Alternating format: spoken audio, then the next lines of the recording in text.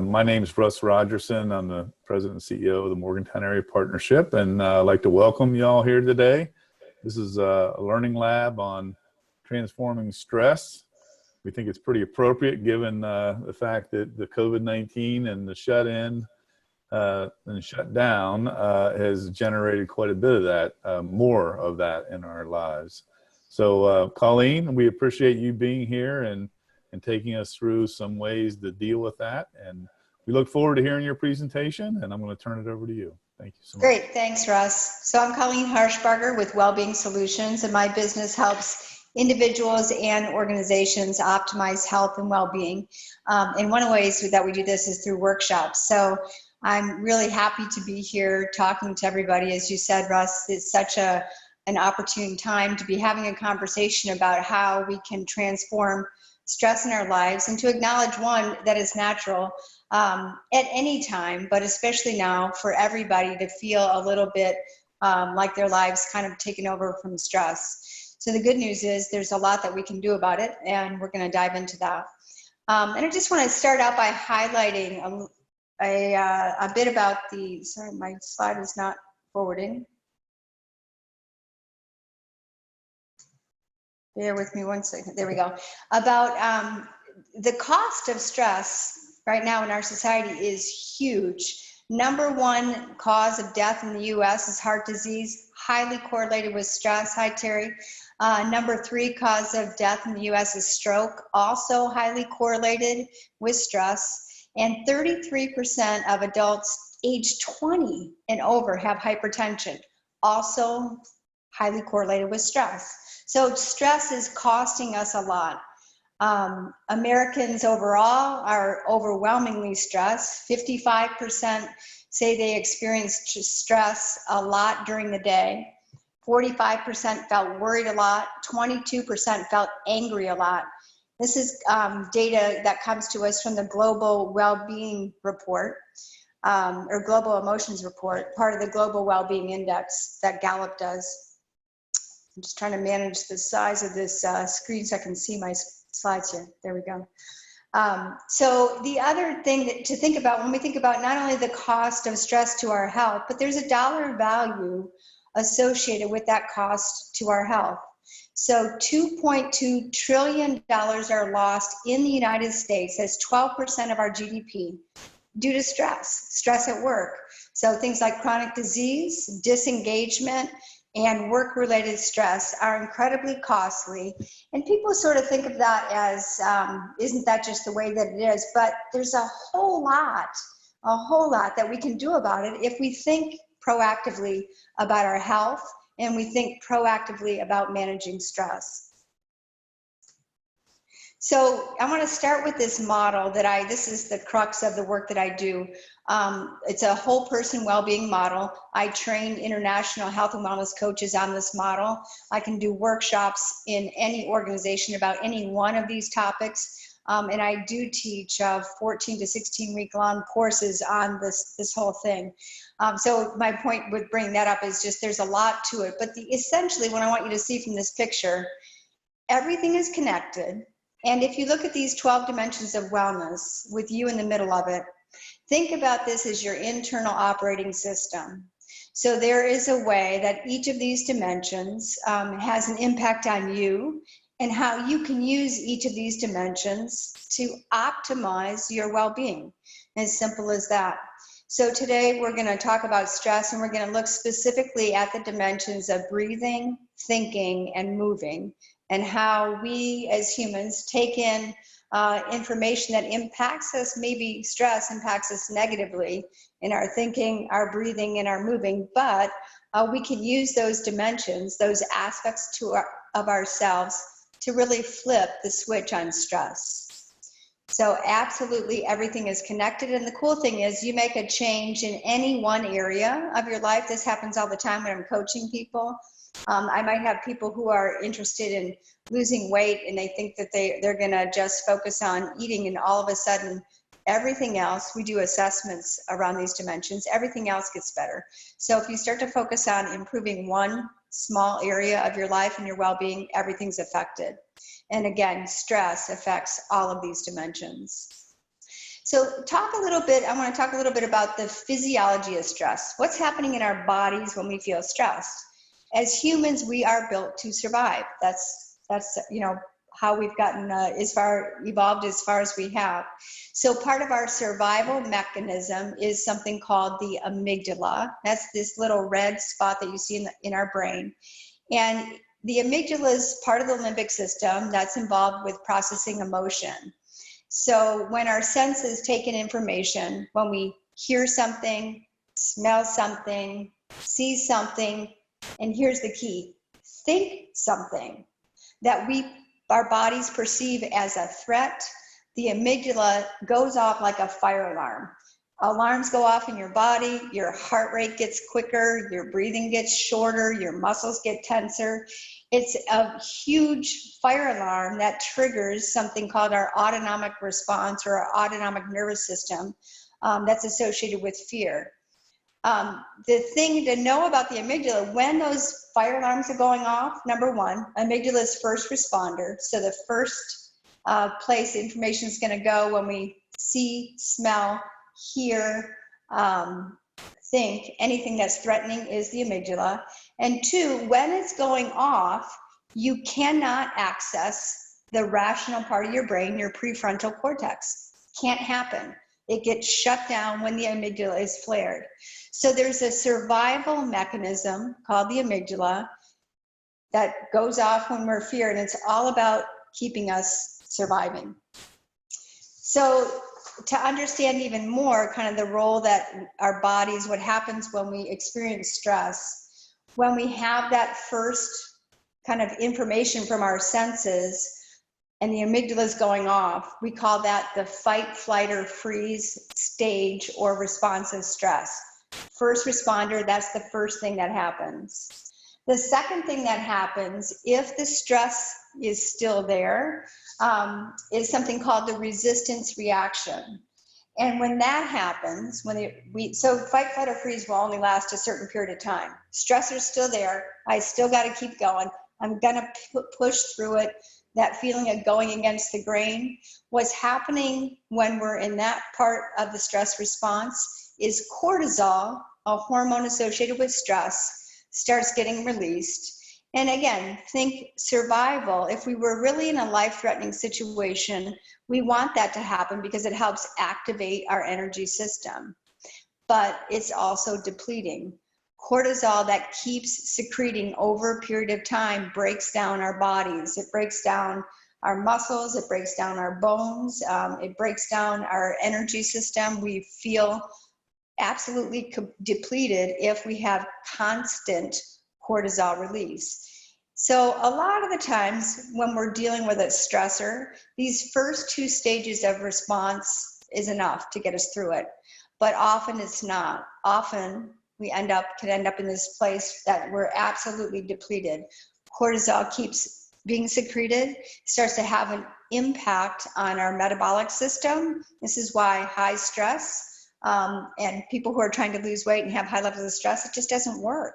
Your body can only do so much. So if cortisol is constantly being secreted, and you get to the place where you're absolutely exhausted, your endocrine system will be affected, your metabolic system will be affected, you'll feel really low energy, really hard to be productive.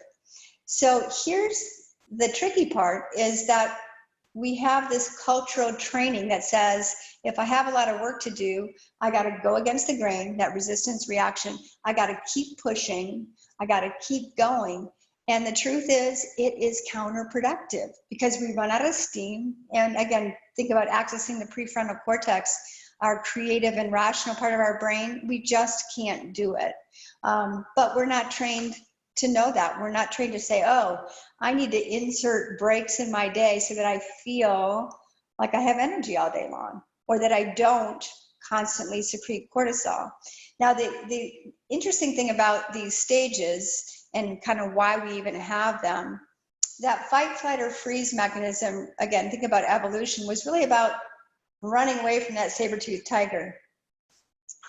Whether or not we are actually in a life-threatening situation, or we just think, and we'll talk more about thinking in a minute, about something as a high level of stress, our body's going to react the same way. So that's the first clue that we can really do a lot about how we deal with, or how we even invite stress into our lives. So the perceived stress scale is one of the most widely used instruments for measuring stress. It's a tool that's used by psychologists to measure stress. And just the name of it is telling, perceived stress. There used to be a scale, oh gosh, probably 30 years or more ago, and actually many of you probably are familiar with it, because occasionally you'll still see it, but it would measure stress based on life events. So it would presume that if you moved, got married, got a new job, you were going to have a high stress level.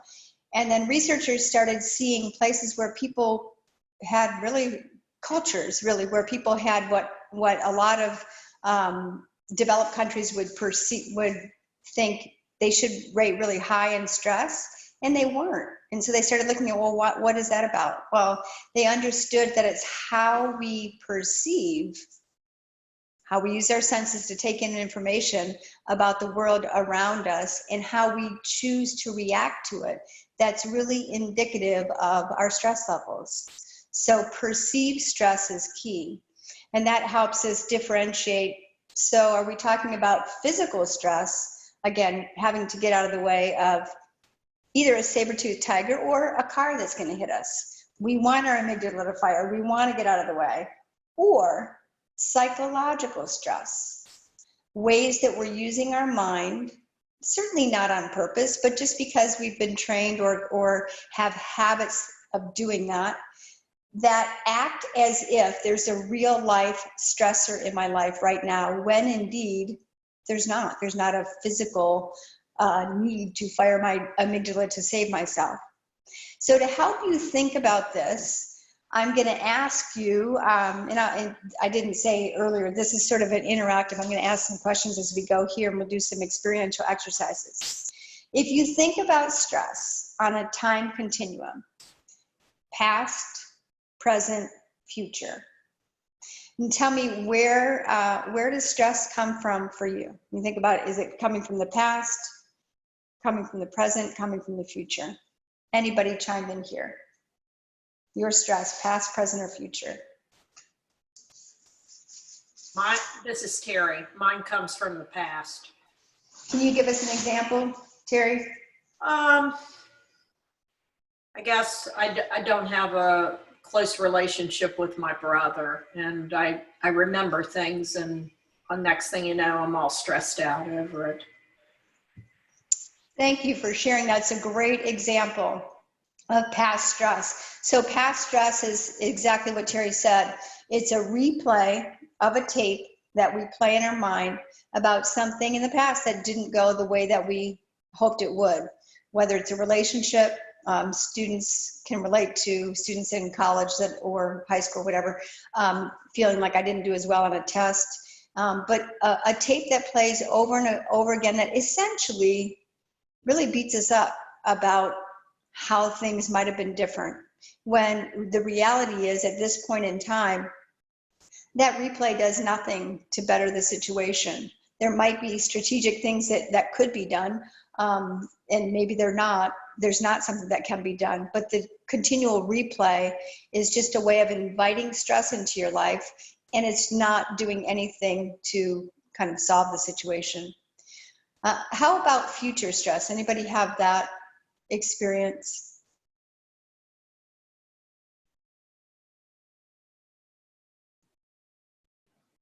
So right now with COVID, a lot of people, I'm sure, are experiencing future stress by worrying about what life is going to be like. None of us knows. Is my business going to survive? I don't know. Is my family going to be okay? Will I have the money that I need to get through this? There are a lot of unknowns, and it's natural for people to experience that sort of future stress at a time, especially like right now. Present moment stress, again, when we think about the kind of physical survival stress, is really a life-threatening situation. Right now, I'm walking across the street and going to get hit by a car, or I'm acutely ill and, feel like my health or my life is threatened. That's an example of present moment stress. So the good news is when we recognize that a lot of our stress, and for most people, 90% of our stress is coming from the past, is coming from the future. The good news is at any moment in time, we get to choose our response. At any moment in time, we get to choose our response. Things like replaying tapes from the past or worrying about the future are just habitual ways that we respond to life. A lot of us do it. It's very natural. It's habitual in our society. It's probably habitual in your families that to have these patterns of either replaying past mistakes or worrying about future ones. So we often have these patterns that are so deeply ingrained in our psyche that we're not even aware of them. They've been there for that long. But when they're playing, think about what's happening physiologically. Our stress response is kicking in, our cortisol is being released in our bodies, and unless we choose to change those habits and develop new tools, our fallback position is going to be what we've always done.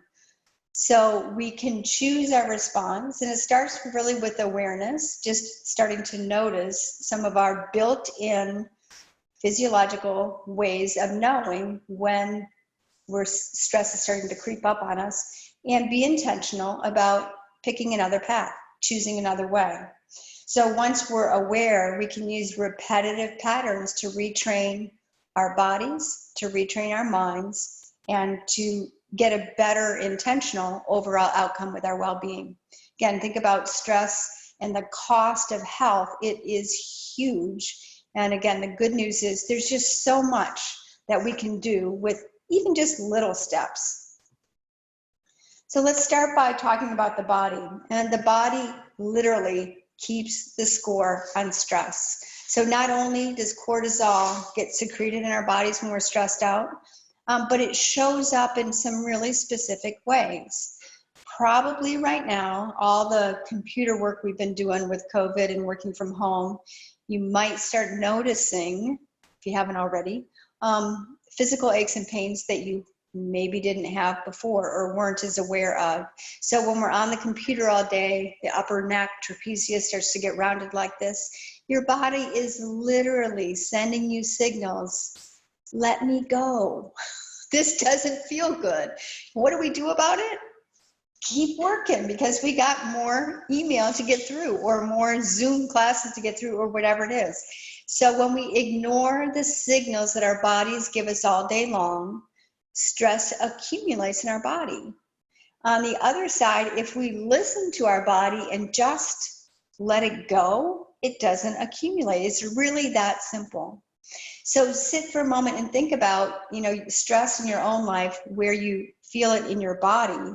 And actually, we're going to do a little exercise, so I won't give you too much away about that. But it shows up in our necks, our jaws, our bellies, our low backs. So it's really essential that we get rid of it. And it doesn't have to be, I don't have to carve out 2 hours out of my day to go to the gym. Great if I can do that, but it's little things that I can do all day long to get it out of my body. So let's start with this. This is the exercise I wanted to talk about. I'm going to ask you for a moment to just sit with your eyes closed and go with me on this exercise. So I want you to think about a moment in time, a recent experience where you felt stressed. That was either uncomfortable, maybe you were feeling defensive, something that just was not at all fun for you. And I want you to picture that moment really clearly in what I call the screen of your mind, the space in front of your forehead. Just have an image of a stressful moment that occurred recently for you. Maybe it was an interaction with somebody else. Just see that experience really clearly. And as you see it, start to take in the feeling of it. And so bring your full awareness, your full self into that moment.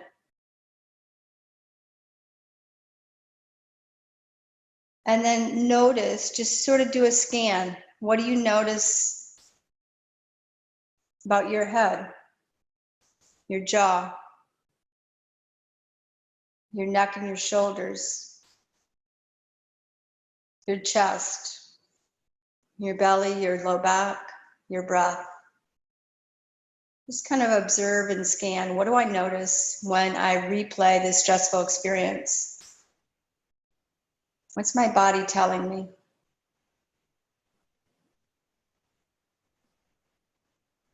And then shake your arms by your side. Let that one go. Just take a couple of deep exhalations through your mouth. Blow it away.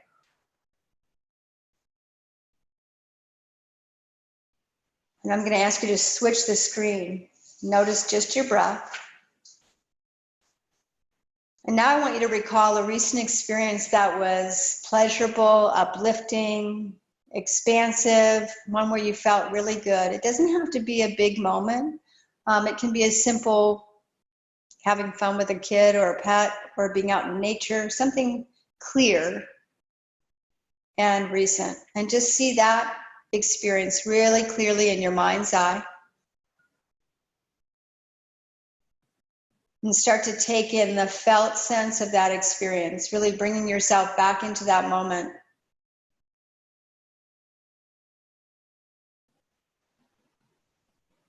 And taking in all of the feelings of that pleasurable experience. Again, scan your body. Notice what you notice. Your head, your jaw, your neck, your chest, your belly, your low back, your breath.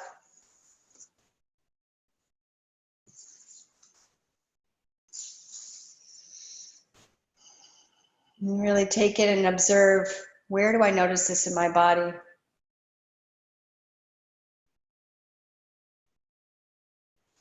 Good, and then let go of that experience and come back to this presentation.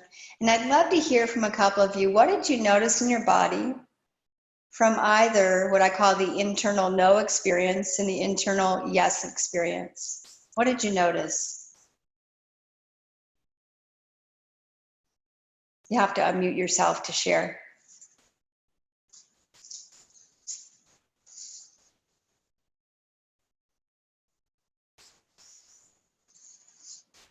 One of the reasons I like to do this exercise is we're all different in terms of where in our bodies we notice stress. So no right or wrong. What did you notice in either the internal no or the internal yes? Hey, Colleen, go ahead.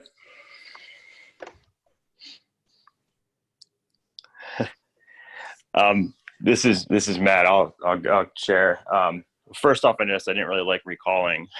Of course not. That's why I put no first. But it's interesting. I kind of unconsciously started going to crack my neck, which I know is bad, but so I feel like my upper body is just kind of tensed up a little bit. Just not wanting to recall or think about that. Great, thank you for sharing that. Who else was it? Charlie that was going to say something? Yes, during the nose situation, I felt my neck and shoulders tighten, but I didn't even realize it until you said it. When you said breathing, I realized I basically wasn't breathing. Or if I was, it was very shallow breath. So then when you said breathing, I started breathing, and that helped to relax me. Yeah, thank you. How about the yes experience? Anybody have an aha or something that you noticed about that experience? Kind of an exhale. Yeah, so the cool thing is, again, think about all day long, your body and your breath are giving you signals. And a lot of times people just are too busy to notice that they're even thinking stressful thoughts, right? So if you just start to notice, wow, if I just start to notice my breath is getting a little choppy, oh, I need to step back and take some deep breaths. Or I just start to notice my neck's getting a little tight. What's going on with me? I need to step back. And you don't have to get analytical about it. You just need to let it go. So we're going to I'm going to skip through this slide just for the sake of time, but this is a good example. I love these pictures of kids of how natural it is for our bodies to react. And you see the little girl kind of tucked in, really reacts to fear or stress. And stress, really, the root of stress is fear. That's a whole nother webinar. And that expansive feeling of yes, just being open, loving. So those images are great reminders of our bodies are giving us messages all day long. So here's a little exercise. I'm going to ask you to stand up now. Again, this could be a whole lot. This is basically why yoga helps. But just stand up and try this exercise. Take your arms by your sides. You can do this with your eyes closed, even better. As you exhale your breath, just feel your heels really connect with the floor beneath you. Take your back teeth apart and rest the tongue in the bottom of your mouth. And as you inhale your breath, take your arms overhead until your fingertips touch. And as you exhale, bring your arms down by your side. So keep moving in that way. As you inhale, feel as if your breath is lifting your arms. Notice the sides of your waist lengthen. Notice your arms extend and stretch. And as you exhale, just have a sense that your breath is floating back down to the floor on the wings of your breath. And try one more time, your full awareness on your body, moving with your breath.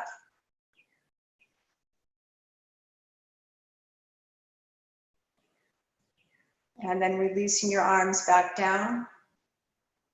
And then for neck and shoulders, inhale, take your shoulders all the way up to your ears, hold it real tight, hold your breath even. And then exhale, blow out through your mouth and let it out, roll your shoulders back and down. Do that 2 times. Inhale, come up. Exhale, back and down. Inhale, come up. Exhale, back and down. And just wiggle it all out. And come back to your seat. So that's just a little example, or you can stand up and keep doing that while I'm talking. That's just a little example of how movement awareness exercises can really help. Just take a minute or two when you're sitting at your computer to give your body a break and let your body guide you. So whether it's your neck and shoulders, your low back, your belly, there are all kinds of ways that we can use our bodies to get stress, literally get it out of us. The other activity I want to do with you, this is going to sound a little weird. So we're going to shift from talking about the body to talking about the mind, how we can be intentional about our mind. So the exercise is, I'm going to ask you to close your eyes and simply count your thoughts for 1 minute. So if you close your eyes and you go, what'd she ask me to do? That's a thought. She asked me to count my thoughts? That's a thought. Any questions about that before I say go? Okay, ready? Go.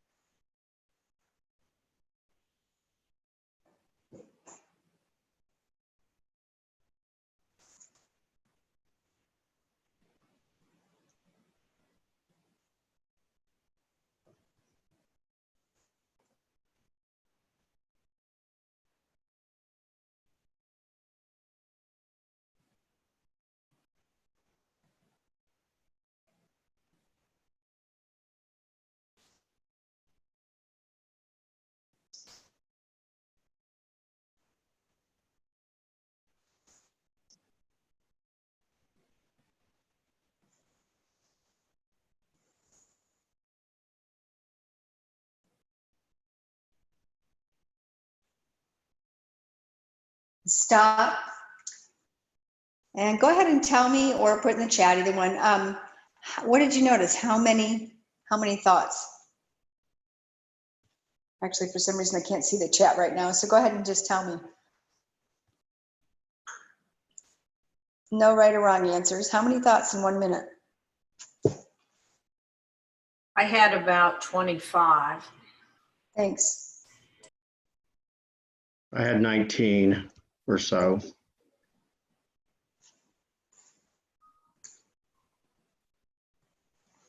Yeah, so there's a wide range of answers that I get when I do that exercise. Anybody have any idea how many thoughts we think in a day?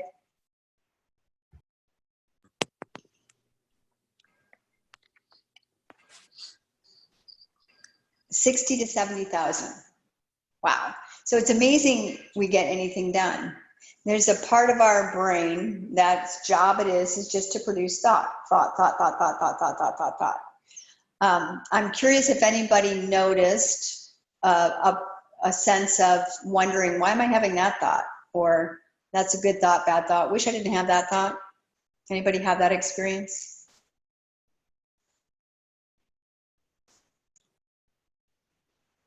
So often there's a part of our brain that's in there sort of analyzing good thought, bad thought, critiquing this thought or that thought.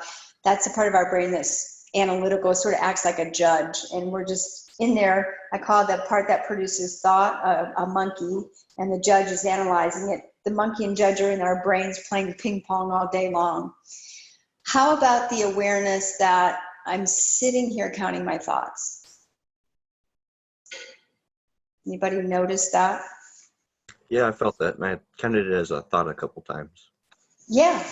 So that's the space of what I call our observer consciousness, our awareness, where we can be choosy. One, starting with awareness, we notice that we're having these thoughts.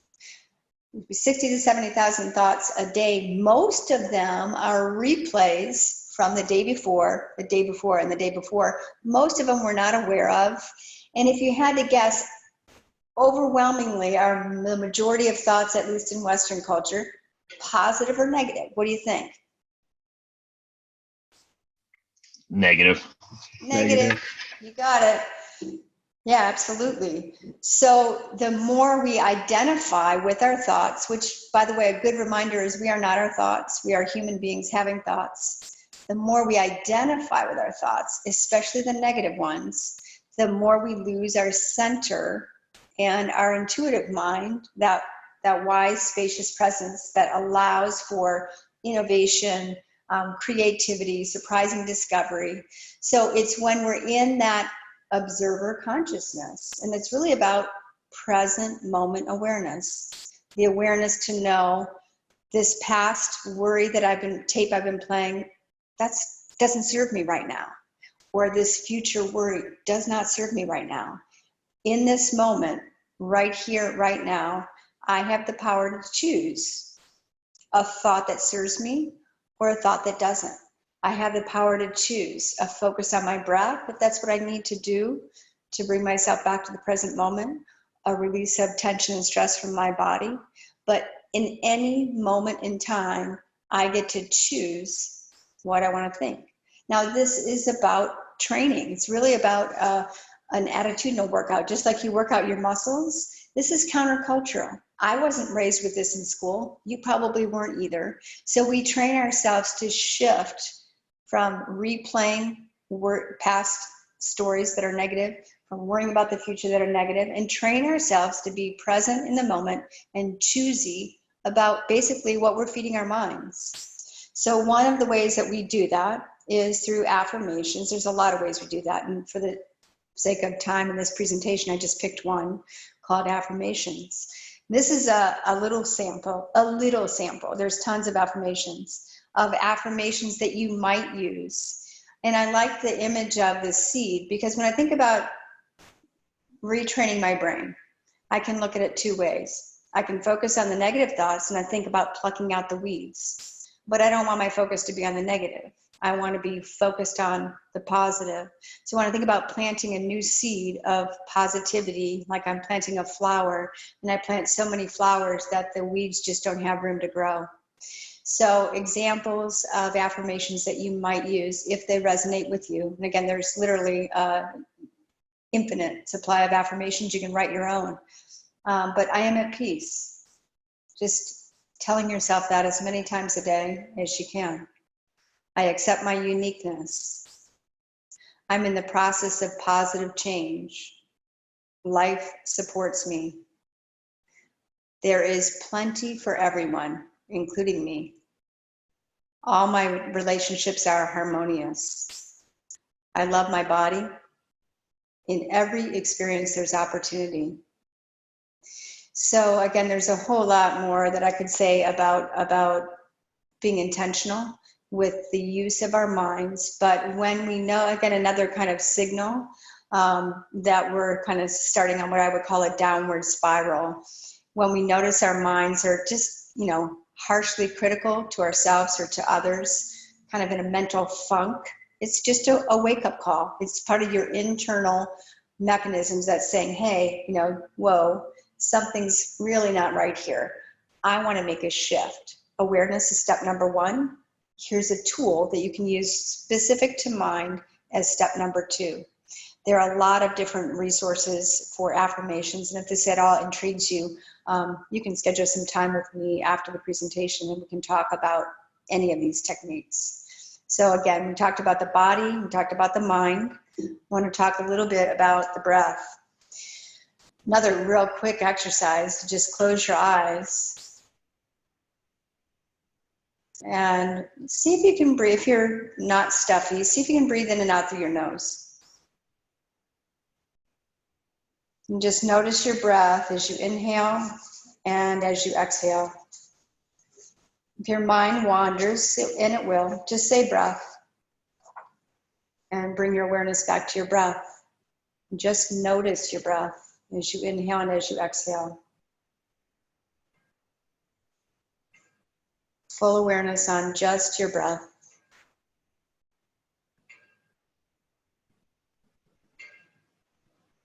And take 3 more breaths just like that. Just full awareness on your inhale and your exhale.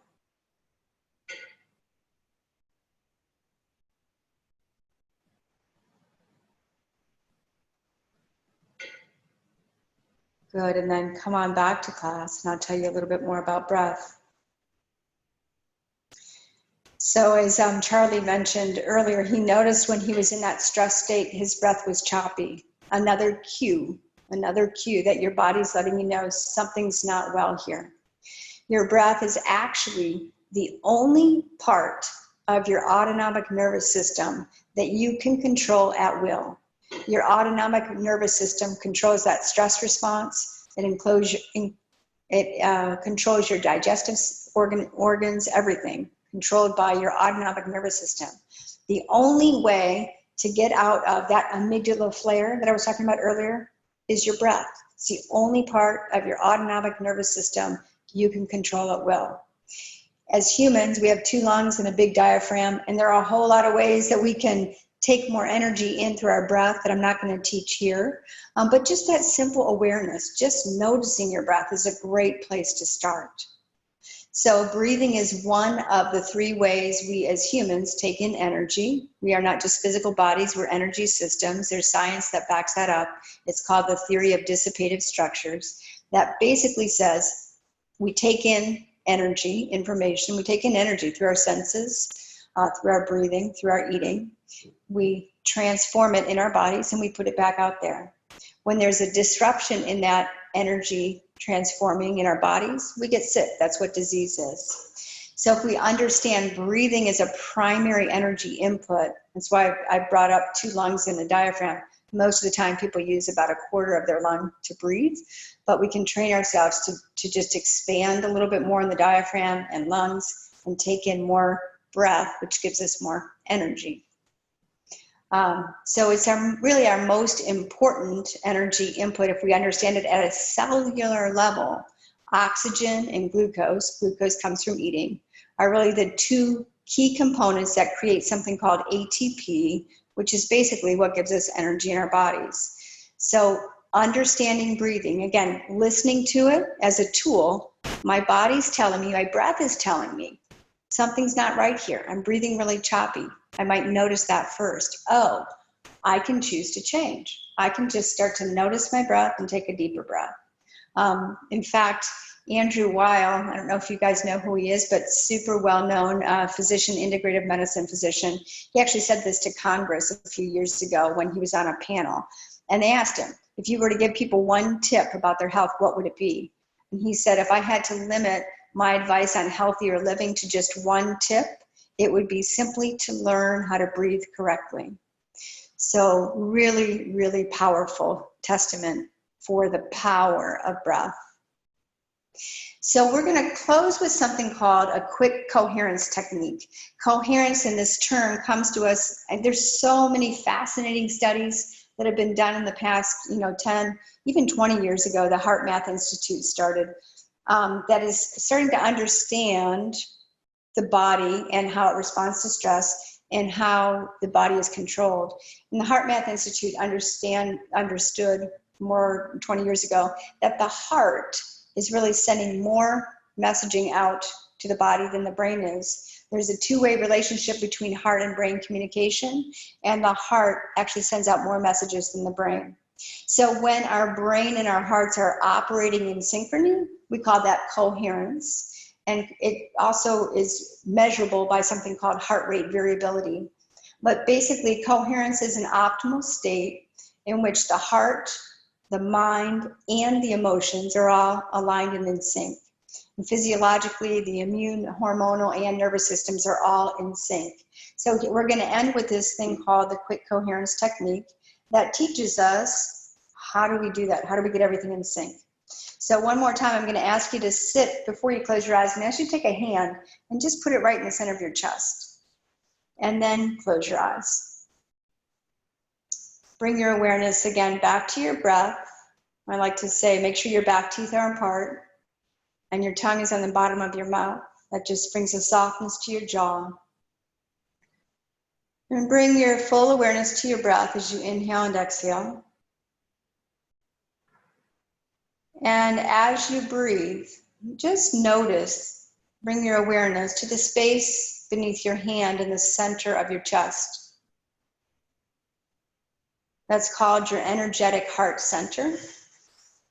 And so just focus on that area of your heart as you notice your breath.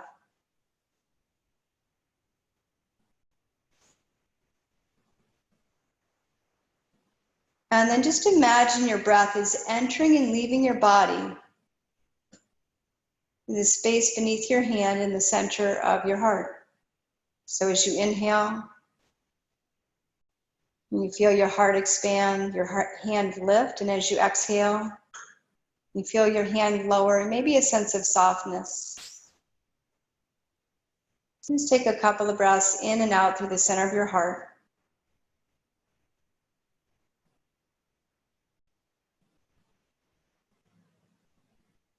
And then come back to that idea of the screen of your mind. And on the screen of your mind, see a pleasurable experience, one where you felt just a deep sense of contentment or joy, and a sense of feeling loved or loving. It doesn't have to be a big moment. It can be a simple hug in the morning or a pat of your pet. And see that image really clearly. And as you inhale your breath through your heart, just take in the full sense of that experience, like you're inviting in the feelings as you feel the heart expand. And as you exhale through the center of your heart, extend those feelings outward. And take 3 more breaths with your focus on the heart, heart breathing, heart feeling. Inviting in and sending out the fullness of that experience.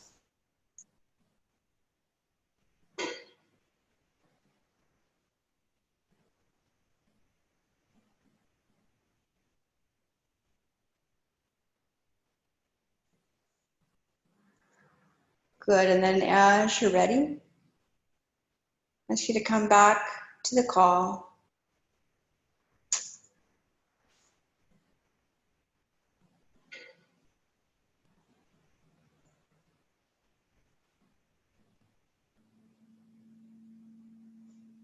And we'll end our presentation there, but you can just